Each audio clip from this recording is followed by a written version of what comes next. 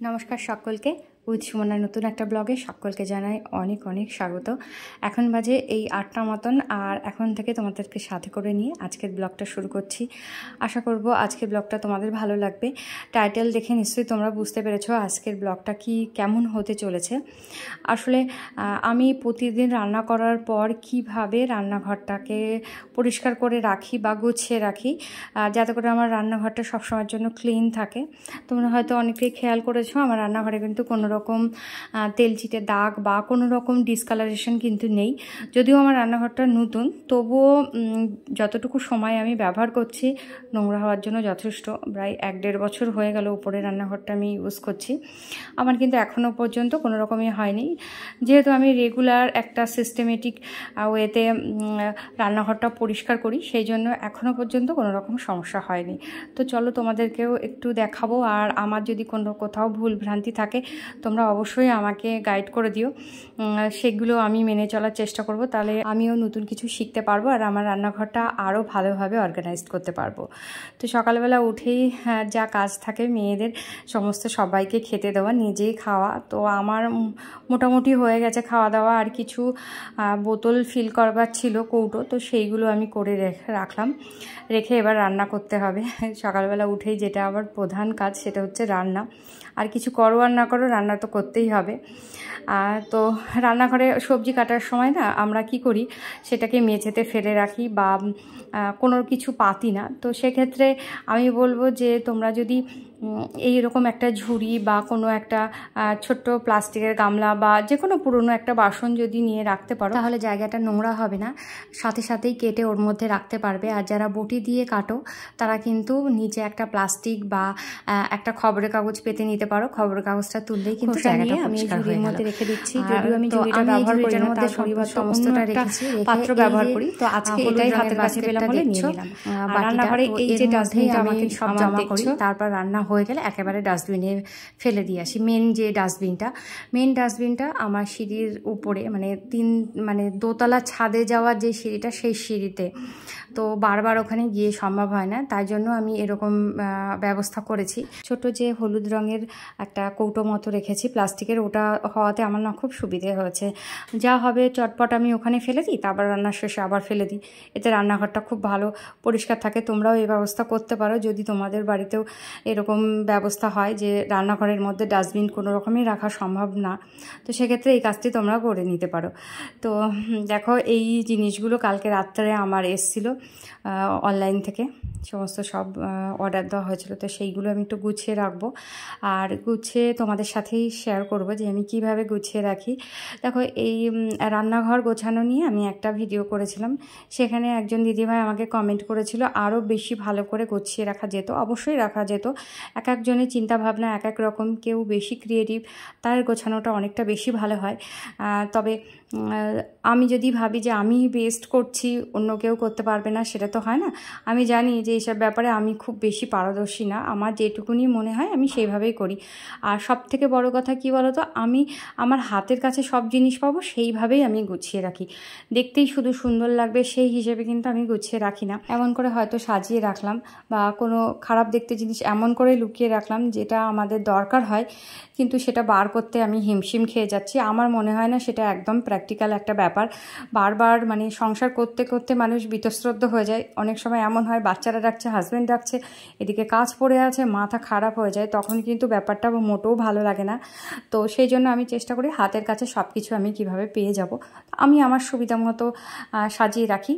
তো যেমন পেছনে দেখতে পাচ্ছ যে অনেক থালা রয়েছে, তোমার প্লাস্টিকের যে থালাগুলো হয় না, থালা, গ্লাস, তারপরে কন্টেনার। অনেক সময় বাড়িতে কেউ এলে হয়তো খাবার দাবার একটুখানি তারপর সাথে পাঠিয়ে দিতে হয়, তো সেইগুলোও আমি গুছিয়ে রেখে দিই, আমি ফেলে দিই না। তো সবসময় টিফিন বক্স দেওয়া তো হয়ে ওঠে না। টিফিন বক্স দিলে তার বাড়ি থেকে আবার কবে আসবে, আর টিফিন বক্স তো খুবই দরকারি জিনিস, সেই জন্য দেওয়া হয় না বলে ওইগুলো আমি এভাবে গুছিয়ে রাখি।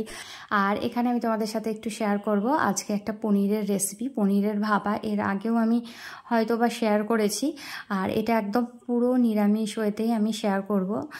যারা পনিরের একদম ঝোল তরকারি খেয়ে খেয়ে বোর হয়ে গেছো, আমার মনে হয় তোমাদের এটা ভালো লাগবে। অনেকে হয়তো জানো এই রান্নাটা, তবু আমি একটু শেয়ার করছি।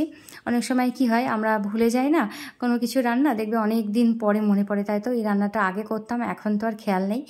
তো আমি ছোট্ট ছোট্ট করে পনিরগুলো কাটলাম, তার মধ্যে 2 চামচ মতো, বেশ উঁচু উঁচু 2 চামচ মতো বাদামের গুঁড়ো, একটু জিরের গুঁড়ো, তারপর তোমার একটু নুন চিনি সবটা দিয়ে নেবে। নিয়ে আমি ভেবেছিলাম প্রথমে এটাতে হলুদ দেবো না, তারপরে ভাবলাম যেহেতু আমার ইনলসরা আছে, তারা হলুদ ছাড়া খাবে, কীরকম লাগবে, হয়তো তারা পছন্দ করবে না ব্যাপারটা। তো সেই জন্য আমি পরে একটুখানি হলুদ দিয়ে দিলাম।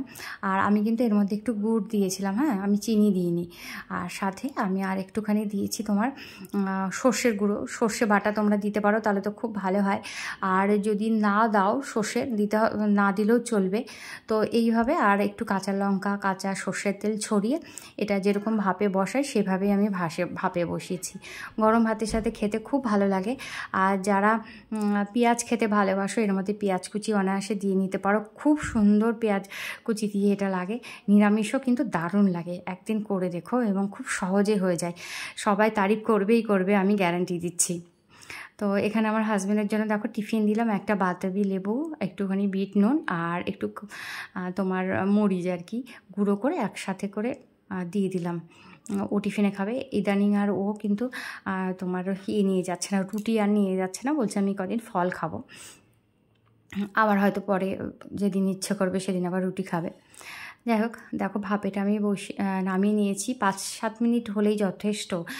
পনির তো বেশি রান্না করার প্রয়োজন হয় না, নরম জিনিস, একটু ঘেটে নিলাম। আর দেখো রান্নাবান্না পুরো শেষ। এখন আমি নিরামিষ রান্নাটা এখনকার মতো শেষ, আর এখন আমি করবো আমিষ রান্না। তার আগে আমি ঘরটা একটু গুছিয়ে নিচ্ছি, কেননা প্রচুর নোংরা জমে গেছে। তো ডাস্টবিনে, এইখানটা আমার ডাস্টবিন, তো ডাস্টবিনে এইগুলো আমি ফেলে দিয়ে গেলাম। দিয়ে এবার আমি মাছটার রান্না করব। তো আজকে মাছ খেতে ইচ্ছে করছে সবার। তো অনেক দিন পর, প্রায় মাসখানেক পর আমরা মাছ খাবো। যেহেতু আমার ইনলসরা এসছে, নিরামিষ রান্না হচ্ছে, তো সেই জন্য মাছটা আর হচ্ছে না। তো মাঝে কয়েকদিন ডিম হয়েছিল, সেটাও করা একটা ঝামেলার ব্যাপার। যারা ছোঁয়াছুঁই খায় না, তাদের যদি রান্নার সময় যদি এরকম আঁশ রান্না করতে হয়, ভারী বিরক্ত লাগে। তো অনেক দিন হয়ে গেছে, আমি তো কিছু বলতে পারছি না, কারণ আমার মেয়ে খুব ভালো খায়, আমার হাজব্যান্ডও খায়, মাছ খেতে চাইছে। তো নিরামিষ রান্না করে সরিয়ে রেখে, মানে নিরামিষ রান্না কিন্তু অল ডান একদম। তারপর আমি মাছ ধুচ্ছি। মাছ নিয়ে এসছে 2 রকম। আর আজকে এই 2 রকমের চক্করে না, নিরামিষ আমিষের চক্করে সারা দিন আমি রান্নাঘরে ছিলাম। তো এখন মাছ ধোবো, তারপর মাছ রান্না করবো। আর এখন প্রায় বেলা 12টা মতো বাজে, কেননা নিরামিষ বেশ কয়েক রকম পদ করেছি আমি। তোমরা তো দেখলে একটা কাঁকরোলের তোমার একটা করলাম, দম টাইপের করলাম, আর একটা পনির করলাম। আর কি বেশ একটা করেছিলাম, একটা কিছু বোধহয় ভাজা টাইপের কিছু করেছিলাম। আর এখানে দেখো মাছগুলো নিয়ে এসছে যেহেতু অনেকটা, তো আমি আর আমার হাজব্যান্ড আর আমার মেয়ে খাবো। তো এত মাছ আমাদের দরকার হবে না এক্ষুনি। তো কিছু মাছ আমি তুলে রাখবো, আর কিছু মাছ এখনকার জন্য রান্না করব। একটু বেশি বেশি করে রান্না করব এই আমুদি মাছগুলো। এই যে ছোট ছোট মাছগুলো আমরা আমুদি মাছ বলি, তোমরা কি বলো আমি জানি না। আর বাদবাকিগুলো আমি তুলে রাখবো। বড় মাছটা একটু কম রান্না করছি, কারণ আমুদি মাছটা অনেক দিন ধরেই খেতে ইচ্ছা করছিল, তা ভাবলাম একটু বেশি করেই রান্না করি। তো মাছ যেরকম সর্ষে বাটা দিয়ে করে সেরকমই করব আমি, সেটা তোমাদের দেখালাম না কিভাবে করছি। আজকের ভিডিওর টপিক যেহেতু রান্নাঘর কিভাবে আমি পরিষ্কার পরিচ্ছন্ন করি, তো সেটাই আমি তোমাদের সাথে একটু শেয়ার করব। তো এখানে দেখো আমার কিছু কৌটো ছিল। এটা রেগুলার কৌটো পরিষ্কার করি সেটা আমি বলবো না, কিন্তু প্রায় দিনই আমার করতে হয়। কেননা আমার একটা ব্যাপার আছে যে কোনো জিনিস যদি কৌটোয় ফুরিয়ে যায়, সাথে সাথে আমি পরিষ্কার করে রাখি। তাতে রিফিল করি খুব কম, মানে খুব কম সময়ে তাতে রিফিল করি না তা না, করি। তো সেই জন্য আর কি এইগুলো প্রায় দিনই আমার পড়ে। তো আজকে সেই জন্য তোমাদের সাথে একটু শেয়ার করে দিলাম, যেহেতু আজকে কাজটা করছি। রান্না করার পরে সব সবথেকে বেশি জরুরি যে কাজগুলো, কৌটোগুলো একটু পরিষ্কার করা। হ্যাঁ, এটা কোনো সময় প্রতিদিনও করি, কোনো সময় 1-2 দিনও করি, 1-2 দিন পরও করি।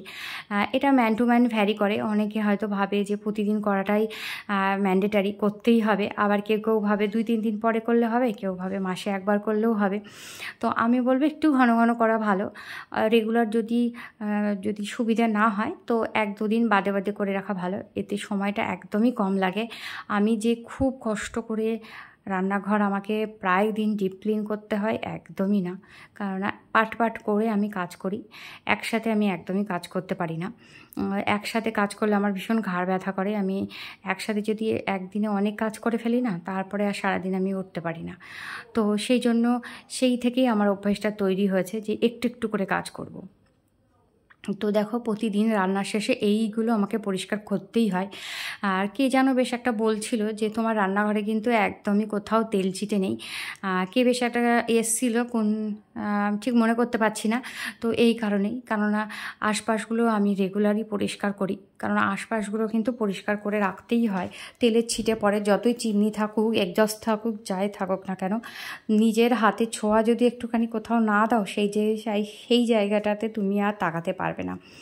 তো রান্না শেষে চপিং বোর্ড বলো বা সমস্ত জিনিসপত্র সব মাজা হয়ে গেছে, তোমাদের আর দেখায়নি, তাহলে ভিডিওটা অনেক বড় হয়ে যাবে। আর একটা জিনিস যেটা হচ্ছে, সিঙ্কটা আমি রেগুলার পরিষ্কার করি। আগে 1-2 দিন বাদে করতাম, এখন অলমোস্ট রেগুলারই করি। আর আশপাশগুলোতে একটু মুছে দিই, বা কোনো সময় যে তোমার স্কচ ব্রাইটটা দিয়ে সিঙ্কটা পরিষ্কার করছি, সেটা দিয়েও আশপাশগুলো পরিষ্কার করে নিই। কেননা জলটা তো আমাদের এখানে অতটা ভালো আসে না, সারা পশ্চিমবঙ্গেই তাই। জলটা যে পুরোপুরি পরিশুদ্ধ তা কিন্তু একদমই না, জলের একটু আয়রন থাকে, আর সেটা ভীষণভাবে জলের জায়গাগুলোকে নোংরা করে দেয়, আর দেখতে একদমই ভালো লাগে না। তো পরিষ্কার পরিচ্ছন্নর ব্যাপার যখন আসে, তখন এই ব্যাপারটাও চলে আসে। তো একটু বুদ্ধি করে কাজ করলে রান্নাঘরটা কিন্তু বেশ পরিষ্কার লাগে। দেখো, রান্নাবান্নার শেষে এই হলো আমার রান্নাঘর। আশা করি আজকের ভিডিও দেখে তোমরা কিছু মোটিভেশন পেয়েছো।